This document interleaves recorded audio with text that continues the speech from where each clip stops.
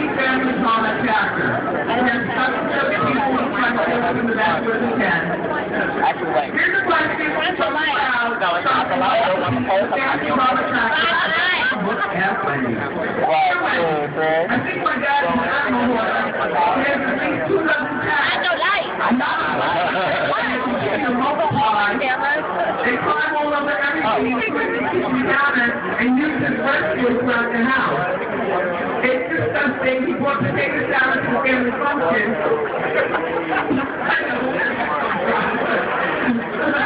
But I wouldn't let my kids eat it for fear that it's contaminated. That really hurts my feelings. I feel horrible. I'm it's like right. That's it. Listen, after particular age in our lives, we all know how to say almost anything to everybody. All the things that we write in the words that we use. You definitely accept your father, and he needs one. He goes to cats and none of them are sick, so they're constantly multiplying in the house over kids. You know, what you on the fact that your father has his grandchildren, your children, and you don't want the kids around. It's dirty. It's unsanitary. Maybe you want to do an intervention with a couple of your siblings. Maybe 2 or 3 of your siblings will come with you. You don't have to think your father needs, but what you do just need to do is ask your father to cut his cat collection in half, and then in thirds, and then cut that again. Take the one belly, and take the other one someplace. You might have 24 cats. Wendy, I gave the answer. If you need to introduce your father to some lesbians, they all want extra cats, honey. Get rid of those cats. They're all intervention time. I have another in-between sheet from our last one. Dear Wendy, we all know your size doesn't matter. I've fallen for a very nice size of a piece. Alright, no worries, no worries. Keep walking. I'm going to tell you why. From the day that we all started having sex, there are certain basic principles about each and every one of us that we knew from the first time. Like, you need something bigger, or you need something smaller, or you don't want a girl who's 8 feet tall, you want to find something a little bit bigger. You know what I mean? Or you can try to take it up, or whatever. They all know what we like sex for. Just the basics. I think certainly as the years go on, I guess we all get into maybe skills to new things, and certainly the different things acquired as our sexuality continues. Some of the others might like you to poop in their sheep, girl. You can vagina, girl. Keep on. But when it comes to very basic things like the size of somebody's penis, you know what you like from at least the 5th or 10th time you've ever had sex. And I'm sure nobody out here is that much of a virgin. So if you put a guy and he has a really nice personality, but his penis is too small, eventually that sexuality will get into your relationship and screw it up. So you just keep walking and you have a small penis. I'm sorry. Now, for me, I don't believe in workplace relationships. I think that they can get catty quickly, and bad things happen when workplace relationships go sour.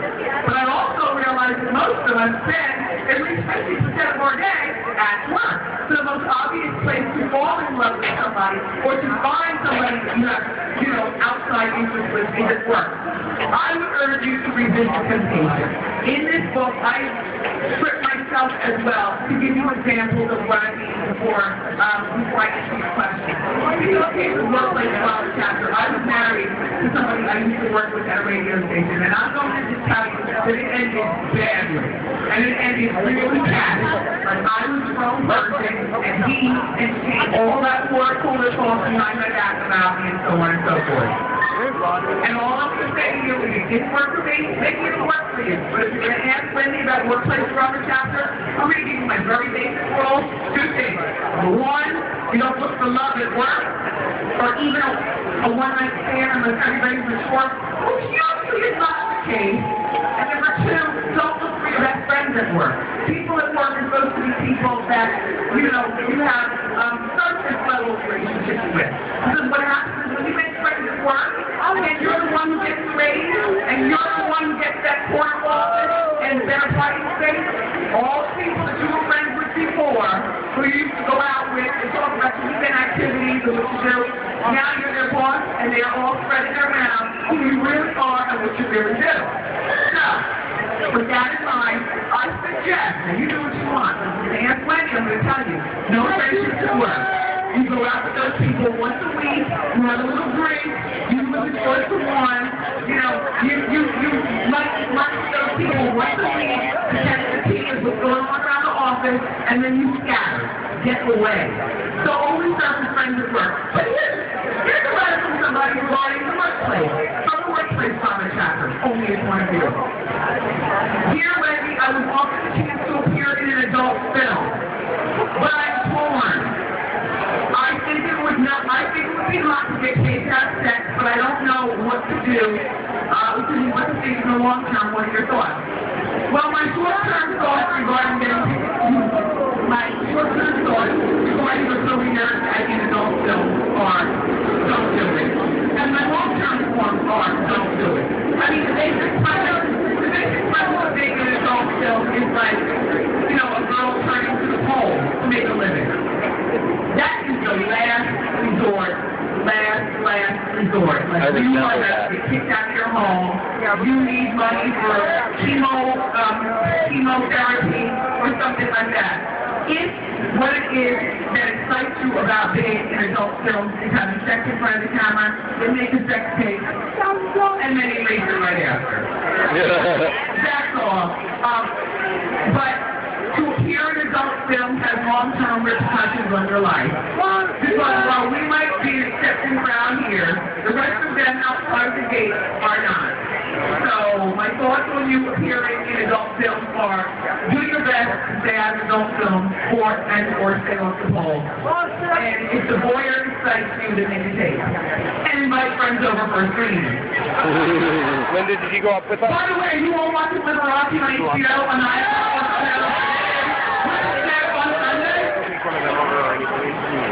can't wait. Okay, here's man drama from the man drama chapter. Here's when you have an issue with always being considered the friend. Every time I find a remotely attractive person, they only want to be my friend. When I asked one of them, he responded, "You're too nice." Do I have to be an asshole to make men be interested? How do I make it known that I want to be more than the friend? And when I need a cute guy, not too pushy. Very easy. If you meet a guy and you want to be more than friends, it would seem to me that it depends on how long the conversation is, so you're going to decide. The bend and snap. I don't know what your body language is saying when you meet a guy that's really cute, but for most of us, when we meet cute guys, things just take over, and subconsciously you just start doing really, really cute stuff. However, depending on the context of your meeting with a cute guy, what's the action? Are you attached? Because that's usually a leading statement or question, and we'll get him to say, well, no, I'm not. Do you want to switch numbers? And if you're not making proper eye contact, I don't know, you just seem like a really, really shy person, and you need a whole therapy session. That unfortunately, I mean, you know what I'm saying? There's some people who do not know how to pass along the information to others that you're not, you can't be out. But start to smile, get the talking of the head, Rude. and maybe just ask, are you attached? Oh, hey. I got another one for between.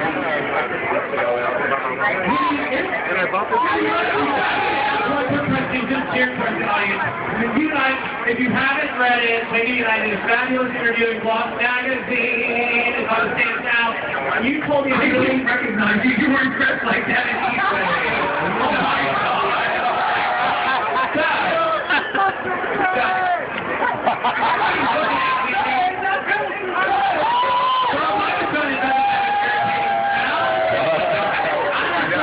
This is why. This is really a vagina smell. Don't keep Altoids in your food.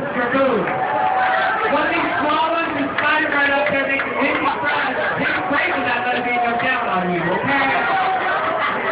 We do, of course, have a copy of Ask Wendy.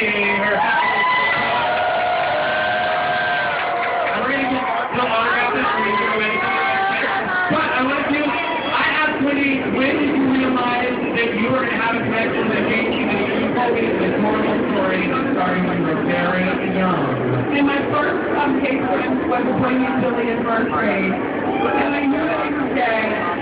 Even if you don't know what gay is in first grade, he was so innocent boy. And he doesn't want to play basketball and stuff that he says with other boys. And he wants to play cat and hot stuff with you. And he makes them break his tail and bring him back up. In addition, my connection with most of you so true. That I think that we all play the place of being the outsider. Whether it's you were the only black one, or you were the only color one, so we were the only boy who didn't want to play hot stuff, ball with the rest. But we didn't want to play the stand, that we were fat, whatever it is. And we all started our lives, part of what our connection is, in a place of not really understanding where we fit in the rest of the world. And now, here we are as adults, on day night in the park. I know you all are not going to. Okay, we're not going to go friends.